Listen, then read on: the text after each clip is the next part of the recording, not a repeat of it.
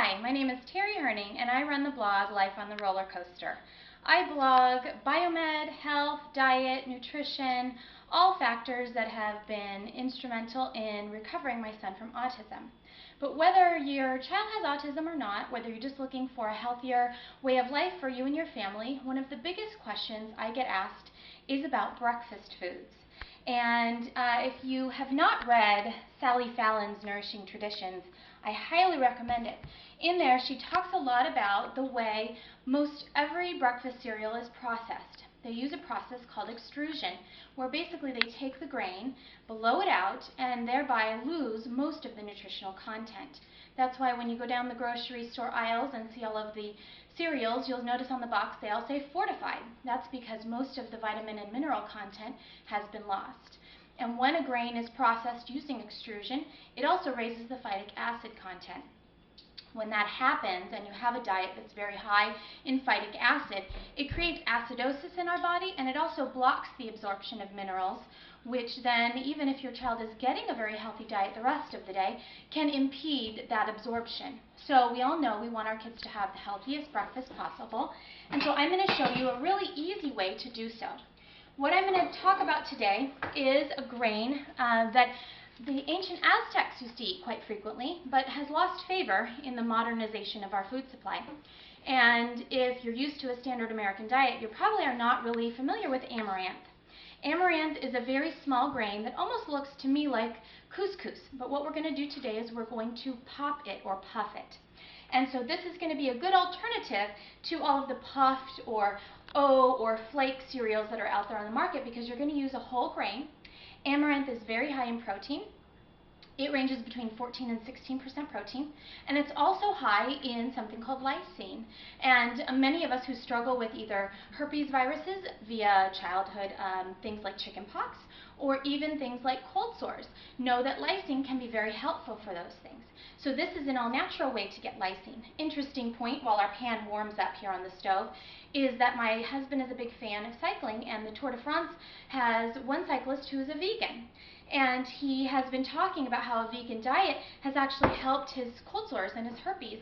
And my thought on that is a lot of legumes also have very high lysine levels, and so I'm wondering if maybe that increased intake of legumes and things like amaranth, which you would get more in a vegan diet than you would otherwise because you're looking outside of the box for other ways to get protein, may have something to do with that. So what we're going to do is we're going to focus now on the stove. And I've got my metal pot. We're not going to put any oil in it. All we're going to do is we're going to take a little bit of the grain, and Tori, if you want to get a close-up of this, I got my pan nice and hot, and then I turned it back down to medium. And I'm just going to sprinkle a single layer of the amaranth, and you're going to notice it start popping. And you're going to just do like the old school popping popcorn. As you can see, the grains are popping. And I'm just going to shake it.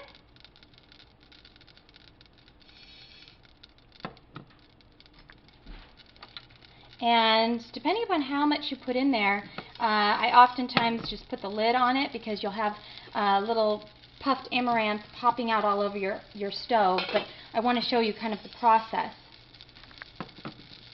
And I usually do batch cooking, which means I just make large batches of whatever I'm doing, and that way when we have our busy mornings and I'm trying to get everybody dressed and fed and out the door for school, this is a no-brainer. I make up a lot of it, and you'll see how I add in some different things to add in protein. We all know that our little ones need protein in addition to carbohydrates.